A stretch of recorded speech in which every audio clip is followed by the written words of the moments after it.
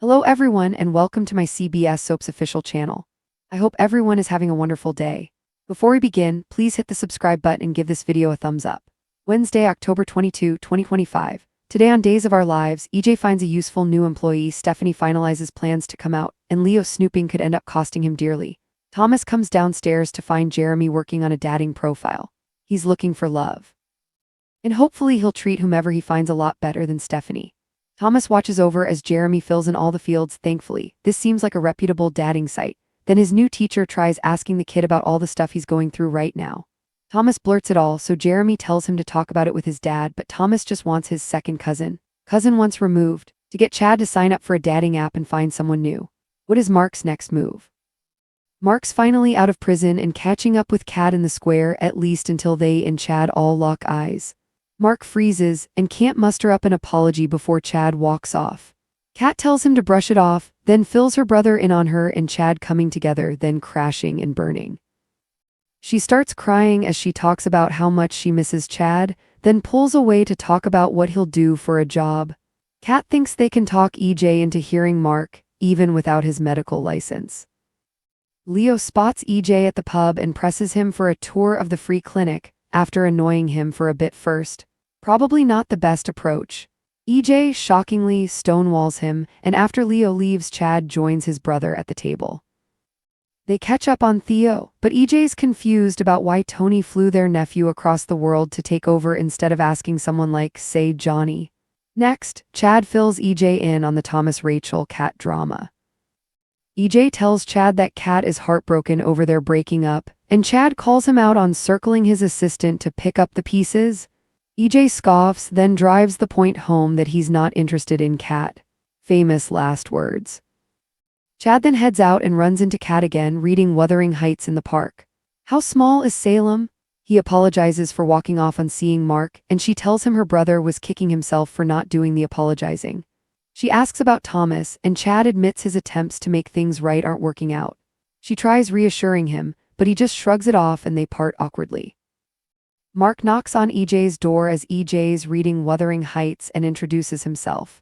But EJ knows who he is and isn't happy he's there. Mark offers an apology, claims he never would have hurt Chad, didn't he literally almost pull the trigger, and offers up his resume.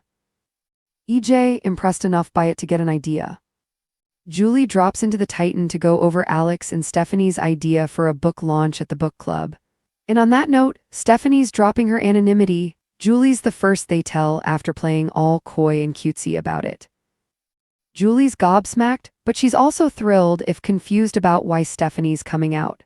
Steph says Leo forced her hand, which is when he waltzes in, much to Julie's great annoyance. Surprisingly, Leo stopped by to promise he won't run a story revealing her identity. He's a good person now, potentially. But he does think she should come out of the nom de plume closet. Stephanie agrees and she wants him to be a part of it, so he demands the exclusive and to cover the reopening of the book club. Well, that's certainly an award-winning story. Julie reluctantly agrees, then Alex walks her out to leave Leo to press Stephanie about EJ giving him the runaround. She just puts on her PR face and tells him they gave their statement, period. When Alex gets back, he and Stephanie head out into the square to celebrate her impending reveal. But Stephanie's still nervous, thinking she'll be in the public eye and mobbed by fans and can't live a private life anymore. Okay, calm down, Steph, you wrote 2 books. But as she's worrying, Jeremy walks by and all 3 lock eyes. Never one to take no for an answer to a troubling degree, Leo breaks into the clinic under construction to snoop around. The walls patched back up and the keypad locked. As he's trying it, Rita walks in, hard hat and all, and threatens to call security if he doesn't leave. Now. He claims he lost an earbud while rescuing Gwen and was just looking for it, but Rita's not dumb, so Leo hightails it out of there. EJ could use Mark's research skills if he signs a non-disclosure, doesn't ask questions, and does what he's told. He then reassures Mark that this is private research he's funding and he won't get back to Statesville. Mark doesn't have much choice, so they shake on it. Alex accuses Jeremy of pulling the ultimate bitch move and telling Leo about Anastasia. He's about to start swinging when Stephanie pulls her bow back and tells Jeremy to stay away, which, to be fair, he has been, which is why he looks so confused. Rita barges into EJ's office where he hands her Mark's resume. He wants his new employee vetted to make sure Mark does everything he's told. And she tells him Leo was snooping. EJ declares Leo needs to be taken care of Wednesday, October 22, 2025. Today on Days of Our Lives, EJ finds a useful new employee. Stephanie finalizes plans to come out, and Leo's snooping could end up costing him dearly. But beneath all the Salem smiles and polite words, everyone's hiding something, and tonight, the truth begins to claw its way to the surface. Warning at the DiMera mansion. Thomas wandered down the grand staircase, his sneakers squeaking faintly against the polished floor. He rubbed sleep from his eyes, pausing halfway down when he saw Jeremy sitting at the dining table with his laptop open. Steam rose from a cup of coffee next to him, black, strong, and almost certainly cold by now, while Jeremy frowned thoughtfully at the glowing screen. Thomas squinted. "What are you doing?" Jeremy looked up startled. "Oh, just filling out a dating profile." Thomas blinked. "You're online dating." Jeremy laughed awkwardly. "Well, yeah, why not? Everyone deserves a little happiness, right?" Thomas folded his arms. "You better not treat whoever you find like you treated Aunt Stephanie." Jeremy's face fell. "Ouch, that's fair though." He pushed the laptop slightly away and sighed. "I messed up with her big time, and I'm trying to fix my life one step at a time." Thomas plopped down in the chair across from him, curiosity overtaking judgment. "What's it like, filling all that out?" Jeremy turned the screen toward him. "You've got to answer questions about yourself, interests, goals, what you're looking for. It's kind of like a personality test that decides who you might be compatible with." Thomas read a few of the questions aloud. "Do you like dogs? Do you enjoy hiking? What's your idea of a perfect Sunday?" He snorted. "This is weird." Jeremy grinned. "It's not that bad. It's just a way for people to get to know each other before meeting."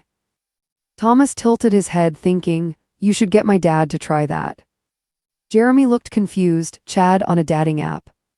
"Yeah," Thomas said with a mischievous grin. "He's still hung up on Kat, but maybe he just needs a push. He could meet someone new and stop mopping." Jeremy chuckled softly. "You might be right, kid, but I think that's something you should suggest to him yourself." Thomas leaned back and sighed. "He doesn't listen to me anymore." "Then make him," Jeremy said. "You're his son, sometimes that means saying the hard stuff." The town square, old wounds and new chances. Mark stood in the square, the crisp October air biting slightly against his skin. Fresh out of prison, he looked around as if seeing Salem for the first time in years.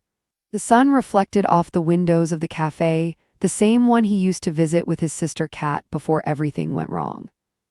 Kat spotted him and hurried over, her voice a mix of relief and nerves. "You made it out."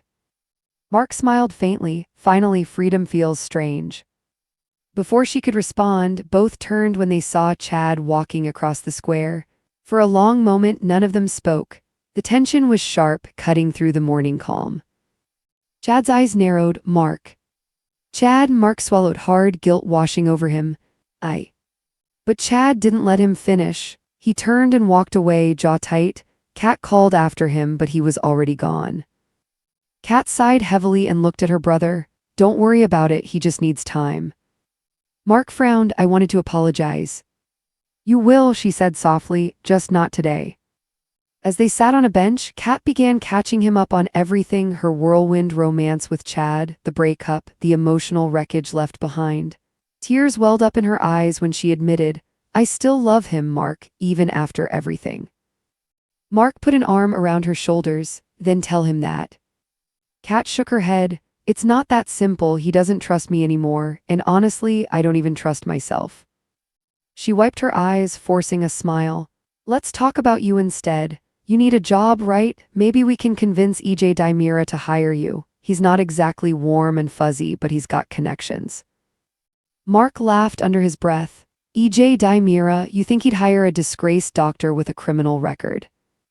Kat gave a small shrug. "Stranger things have happened in Salem." The Pub brothers at odds. At the Brady pub, EJ sat at a corner table scrolling through his phone, expression sharp as ever. Leo Stark spotted him from across the room and immediately sauntered over, his trademark smirk plastered across his face. "EJ DiMera," Leo purred. "Salem's most mysterious man, mind if I join you?" EJ didn't even glance up. I'd prefer you didn't. Oh, come now, Leo teased. I heard you're opening that shiny new free clinic. How noble of you, a DiMera doing charity work. I simply must see it. EJ finally looked up, eyes cold. It's not open for public tour, especially not to gossip columnists with sticky fingers. Leo gasped theatrically. Sticky fingers, EJ, I only take the truth. EJ's smirk was faint but dangerous. The truth isn't always yours to take. Leo laughed, brushing off the warning. Anyway, if you're smart, you'll give me exclusive access. A little press never hurt anyone. Some people, EJ said darkly, it's killed. Leo blinked. Well, that's a bit dramatic even for you. Before EJ could respond, Chad appeared at the table. Leo gave them a mock salute and pranced away, muttering something about the DiMera death stares. Chad sat down, eyeing his brother. You really shouldn't threaten the press. EJ smiled. It's not a threat if it's true. They caught up briefly, Tony, Theo, and the constant swirl of DiMera business. But soon the conversation turned personal. EJ arched a brow. Tell me something, brother. Why did Tony ask Johnny to help with DiMera operations instead of Theo? He's practically next in line. Chad shrugged. You'd have to ask Tony. Maybe he wanted someone less impulsive. Or less connected to you, EJ muttered. Chad ignored that, changing the subject. By the way, Kat's heartbroken over our breakup. EJ gave him a sly grin. Funny, considering you're the one who ended things. Chad glared. Don't start. I know what you're thinking, and no, she's not available for you to swoop in and comfort. EJ scoffed. Don't flatter yourself. I have no interest in your ex. Chad stood, throwing a few bills on the table. Famous last words. The park, Wuthering Heights, in low morale.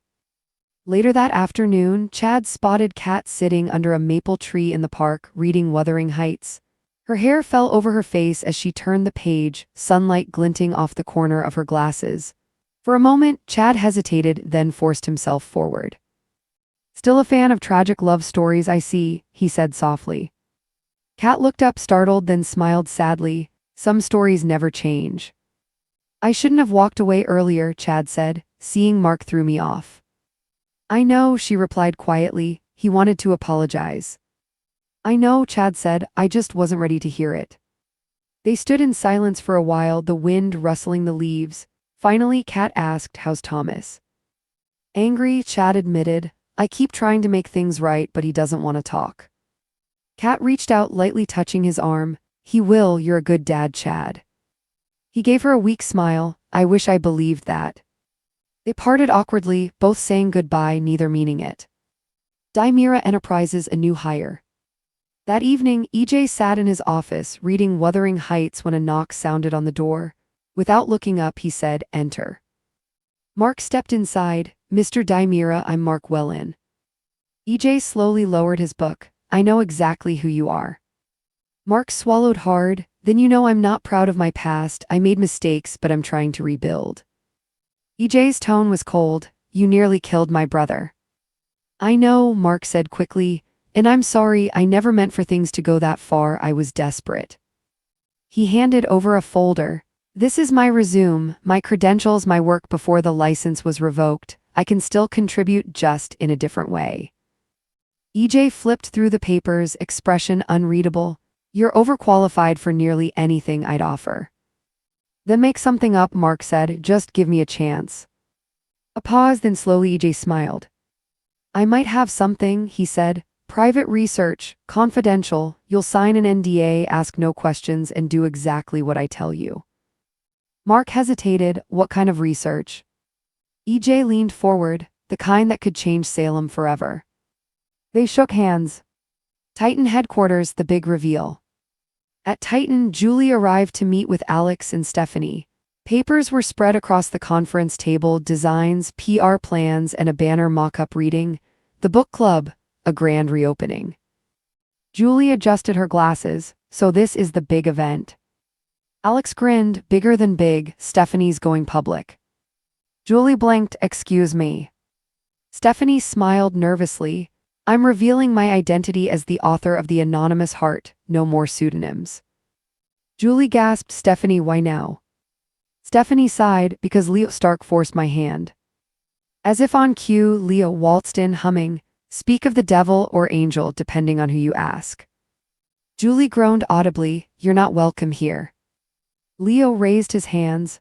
"Relax, I'm not here to cause trouble, I'm here to make peace, and maybe get an exclusive." Stephanie folded her arms. "You already did enough damage." Leo's tone softened. "Look, I won't publish anything about your identity, but I think you should own it, be proud of it. Let Salem know who you are." Stephanie hesitated, then nodded. "Fine, but you'll help me do it the right way." Leo's eyes sparkled. "A redemption arc for both of us, delicious." The clinic breaking and entering Salem style. Late that night, Leo couldn't resist his curiosity. He snuck into the unfinished free clinic, flashlight in hand. The air smelled of paint and plaster dust. He ran a hand along the wall, spotting a patch that looked recently repaired. "Oh," he whispered, "what secrets are you hiding, Mr. DiMera?" He moved toward a keypad by a locked door and started trying random codes. 1234, number 6666, of course not. Suddenly, a voice snapped from behind him. "What the hell do you think you're doing?" Leo froze. It was Rita, the construction forewoman, holding a hard hat in one hand and her phone in the other. "A funny story," Leo said quickly. "I lost an earbud while rescuing Gwen a while back and thought maybe." Rita rolled her eyes. "You're lying, leave now before I call security."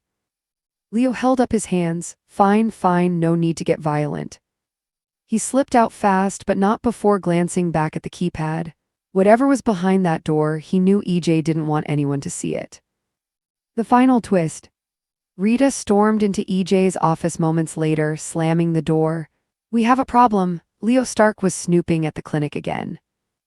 EJ didn't look surprised. Of course he was. She dropped a file on his desk, "Mark's background check. Your new hire's clean enough, but if he steps out of line." "He won't," EJ interrupted smoothly. "You'll make sure of it." Rita hesitated, and Leo. EJ's expression turned icy. Leo needs to be taken care of. The camera lingered on his face as he turned back to Wuthering Heights, murmuring, "Sometimes love destroys everything it touches." Fade to black. Thanks for watching. If you like this video, so please don't forget to subscribe to my channel and don't miss any updates.